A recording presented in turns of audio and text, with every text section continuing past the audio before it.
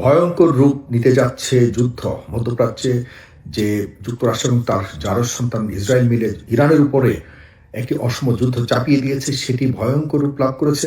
আজকে 31 মার্চ 2026 যতটুকু শোনা গেছে, যতটুকু জানা গেছে, যে যুক্তরাষ্ট্র প্ল্যান করছে সেখানে পরমাণু যুদ্ধ বা অ্যাটম যুদ্ধ, অথবা যেটাকে আমরা বলি যে নিউক্লিয়ার যুদ্ধ সেখানে পরিচালনা করতে পারে বলে সম্ভাবনা অনেকেই উড়িয়ে দিচ্ছে না। তবে আমি ব্যক্তিগতভাবে মনে করি যে এই ভুল কখনোই ট্রাম্প করবে না, কারণ এটি সহ্য করবার মতো সারা পৃথিবীর কোনো শক্তি বা কোনোভাবেই এই মুহূর্তে যুক্তরাষ্ট্রকে সমর্থন কেউ এই মুহূর্তে দিচ্ছে না, পরবর্তীতে দেওয়ার প্রশ্নই আসে না। যুক্তরাষ্ট্র এখন মূলত কার্যত একা হয়ে গেছে, শুধুমাত্র ইসরায়েলের কাছে তারা জিম্মি আছে বলেই যুদ্ধটাকে কোনো রকম যুদ্ধ তারা শুরু করেছিল ইসরায়েলের কারণে। এখন কোনো একটা অজুহাতে তারা বের হবার চেষ্টা করে শুরু থেকে বলে আসছে, এখনো বলছি, যদিও আজকের আন্তর্জাতিক যে বিশ্লেষণগুলি সেগুলি সম্পূর্ণভাবে একটা ভীতি সন্ত্রস্ত অবস্থায় পুরো যুদ্ধের পরিস্থিতিটাকে তুলে ধরার চেষ্টা করছে, যে ইরানে যে কোনো মুহূর্তে অ্যাটমিক হামলা হতে পারে। আমি এই সম্ভাবনাকে সম্পূর্ণভাবে উড়িয়ে দিতে চাই। এবং ইতিমধ্যে আপনারা জানেন যে এতটা বিভ্রান্তকর কথাবার্তা বলছে যুক্তরাষ্ট্রের বিভিন্ন পর্যায়ের গুরুত্বপূর্ণ শীর্ষ নেতৃবৃন্দ এবং যারা কর্মকর্তারা রয়েছে, তারা এক একবার এক এক কথা বলছে। ডোনাল্ড ট্রাম্প নিজেও তার প্রশাসনের মতো সে বিভ্রান্তিকর তথ্য ছড়িয়ে দিচ্ছে, এক একবার এক এক কথা বলছে। সে বলেছে যে বুটস অন দ্য গ্রাউন্ড, স্থল যুদ্ধে সে অবশ্যই ইরানকে পরাজিত করবে, সবকিছু হারিয়ে। অবশেষে সে বলছে স্থল যুদ্ধে যাবে না, অথচ অন্য দিক দিয়ে মধ্যপ্রাচ্যে তাদের বিশাল সৈন্য সমাবেশ ঘটিয়েছে। তারা বলছে যে যে কোনো মুহূর্তে তারা ইরানের বিশেষ করে খার্ক আইল্যান্ড এবং হরমুজ প্রণালীকে দখলের জন্য ওইদিকে তারা একটি বড় ধরনের অপারেশন চালু করবে খুব শীঘ্রই। অথচ আবার বলছে যে না, এটি সম্ভাবনা নাই। আজকে লেটেস্ট যেটি হলো, একটু আগে ডোনাল্ড ট্রাম্প বলেছেন যে না, আমরা হরমুজ প্রণালীকে এভাবে বন্ধ রেখেই আমরা ফিরে চলে আসব, আমরা যুদ্ধ শেষ করে চলে আসব। তার কথার উপরে কোনোভাবে নির্ভরশীল হবার কোনো সুযোগ নেই। আপনারা জানেন যে ইতিমধ্যে হরমুজ প্রণালী সম্পূর্ণভাবে ইরানের দখল তো রয়েছে। ইরান আজকে পার্লামেন্টে হরমুজ প্রণালীর উপরে যে তাদের পূর্ণ নিয়ন্ত্রণ প্রতিষ্ঠা করে এটাকে টোল আদায়ের প্রাতিষ্ঠানিক একটা সরকারি একটা রূপ দিয়েছে। এটি একটা অনুমোদন হয়েছে তাদের পার্লামেন্টে যে হ্যাঁ, আমরা অফিসিয়ালি আমাদের দেশ এখন থেকে হরমুজ প্রণালীর উপরে কর্তৃত্ব রাখবে। পাশাপাশি এদিক দিয়ে যে কোনো ধরনের শিপ ভেসেলস বা আন্তর্জাতিক যে কোনো ধরনের যাতায়াত যারাই করবে তাদেরকে অবশ্যই ইরানকে ট্যাক্স দিতে হবে বা টোল দিতে হবে। এটি আগে ছিল না। আপনারা জানেন যে অন্যদিকে এর আশপাশে আরো কয়েকটি নৌপথ রয়েছে, যেটি হলো ওমান সাগর, এরপরে হলো লোহিত সাগর, এরপর আরো অনেকগুলি দ্বীপ তো রয়েছেই, প্রণালী রয়েছে। তবে এখানে গুরুত্বপূর্ণ দুটি প্রণালী রয়েছে। একটি হলো সুয়েজ খাল সহকারে আপনার যেটি ওমান সাগর, এবং বিশেষ করে লোহিত সাগর, যেটি স্পষ্টভাবেই হুতির অধীনে, হুতির নিয়ন্ত্রণে রয়েছে, যেটি ইয়েমেনের সশস্ত্র গোষ্ঠী যারা ইরানের সমর্থনে সবসময় তাদের কার্যক্রম চালিয়ে এসছে, এবং ইরানও তাদেরকে অফিসিয়ালি আনঅফিসিয়ালি সব ধরনের সাপোর্ট দেয়, অস্ত্র এবং আর্থিকভাবে সব ধরনের সাপোর্ট দেয়।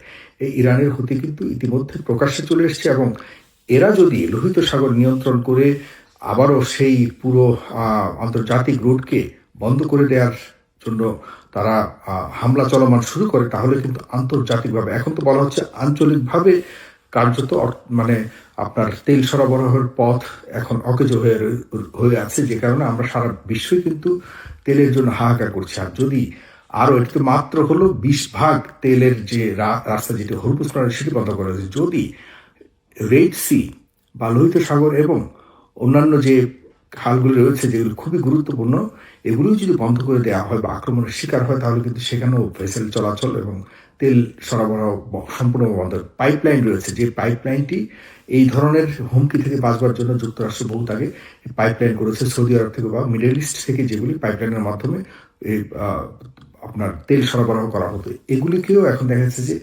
টার্গেটে নিয়ে আসা হচ্ছে এবং হুতি যে কোনো মুহূর্তে এইসব সংযোগও কেটে দেওয়ার জন্য তাদের হাতে যথেষ্ট নিয়ন্ত্রণ রয়েছে। সামনের সময়টুকু খুবই স্পর্শকাতর আমাদের সারা পৃথিবীর জন্য। আমরা জানি না আমাদের কোন দিকে যাচ্ছে পৃথিবীর ভবিষ্যৎ। তবে এটুকু বলতে পারি যে একদিকে ডোনাল্ড ট্রাম্প তথা যুক্তরাষ্ট্রের পতন, তাদের সাম্রাজ্যবাদের পতন, ডোনাল্ড ট্রাম্পের নিজের চেয়ারের পতন, তাদের যে অধ্যত্বপূর্ণ একটি প্রভাব তারা সারা পৃথিবীতে ছড়িয়ে ছিটিয়ে রেখেছে, সেটির পতনের একটা বড় ধরনের আশঙ্কা। বিশেষ করে সবচেয়ে গুরুত্বপূর্ণ যেটি হলো তাদের যে সবচেয়ে বেশি প্রভাব মধ্যপ্রাচ্যে, যে মধ্যপ্রাচ্যের খনিজ সম্পদের উপরেই তাদের সম্পূর্ণ অর্থনীতি, সেটির একটা বড় ধরনের পতন আসতে পারে বলে মোটামুটি নিশ্চিতভাবে বলা যায়। বিশেষ করে মধ্যপ্রাচ্যের বিষয়গুলি, মধ্যপ্রাচ্যে ইতিমধ্যে আজকে আপনারা জানেন বা দেখেছেন কিনা জানি না, ইরান অফিসিয়ালি, ইরানের যে পররাষ্ট্রমন্ত্রী জনাব আব্বাস আরাগচি, তিনি কিন্তু স্পষ্টভাবে বলেছেন যে আমরা সৌদি আরবকে আমাদের ভ্রাতৃপ্রতিম দেশ হিসেবে আমরা দেখি। এই মুহূর্তেই একটা চমৎকার সুযোগ এসছে সৌদি আরব যুক্তরাষ্ট্রের যত এখানে ঘাঁটি রয়েছে সব ঘাঁটিকে এখান থেকে সরিয়ে যুক্তরাষ্ট্রকে মধ্যপ্রাচ্যকে সরানোর একটা উপযুক্ত সময় বর্তমানে রয়েছে। সৌদি আরবের বোঝা উচিত, এবং সৌদি আরব যদি এটি বোঝে তাহলে আমরা এই মধ্যপ্রাচ্যের শক্তিকে নিয়ন্ত্রণ করতে পারবে।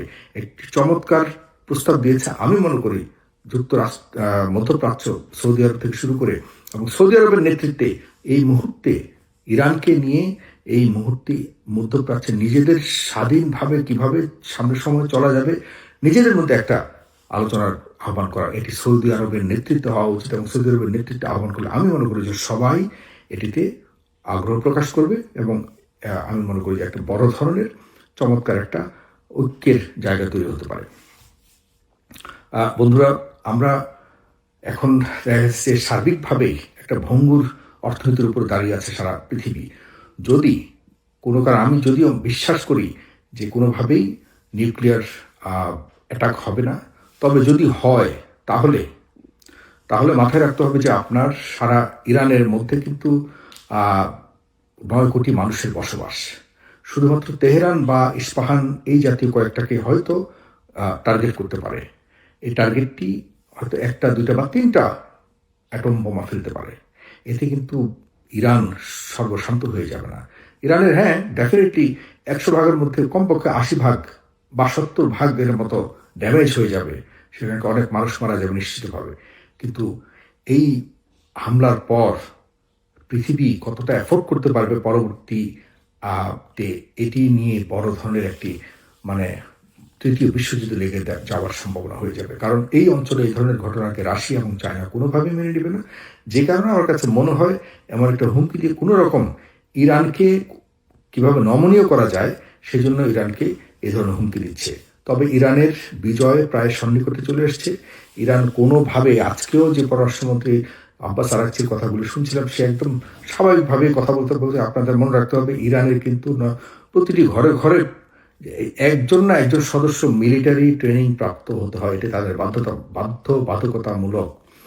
এবং সামনের যে মুখোমুখি যুদ্ধের সম্ভাবনা দেখতে পাচ্ছি, এটির জন্য বহু বছর ধরে ইরান অপেক্ষা করছে। এবং এটি যদি একবার বিজয় লাভ করতে পারে, অধ্যাপক ফরানসেন একটি কথা বলেছেন যে ইরানকে যদি বোমবার্ড করা হয়, সারা ইরানকে ধ্বংস করা হয়, তবুও যদি ইরান আত্মসমর্পণ না করে, ধরে নিতে হবে ইরানের বিজয় হয়েছে। কারণ যুক্তরাষ্ট্র এবং ইসরায়েলের মতো এই দুটি দুষ্টু দেশের এবং শক্তিশালী দুষ্টু দেশের বিপরীতে কোনো দেশ যদি নিজের দেশকে ধ্বংস করার পরেও আত্মসমর্পণ না করে যদি টিকে থাকে, এর চেয়ে বড় বিজয় আর হতে পারে না। আমরা অন্যায়ের বিরুদ্ধে কথা বলছি এবং সাম্রাজ্যবাদের বিরুদ্ধে বিশাল একটি বিজয়ের অপেক্ষায় আছে ইরান। আমি এটি অনুধাবন করছি যে সামনের যে কোনো সময় যুক্তরাষ্ট্র যখন দেখতে পাবে যে কোনো ধরনের ইন্টিমিডেশনের কাজ আর হচ্ছে না, তাহলে তারা ব্যাক করবে। কারণ হলো আদারওয়াইজ ওইখান থেকে যে বডি ব্যাগগুলি যাবে, হলো যেসব লাশের বড় সারি যাবে, যুক্তরাষ্ট্রে ফিরে যাবে, এগুলিকে কতটুকু সহ্য করতে পারবে ওইসব লাশের পরিবারগুলো, এ নিয়ে বড় ধরনের সংশয় রয়ে গেছে।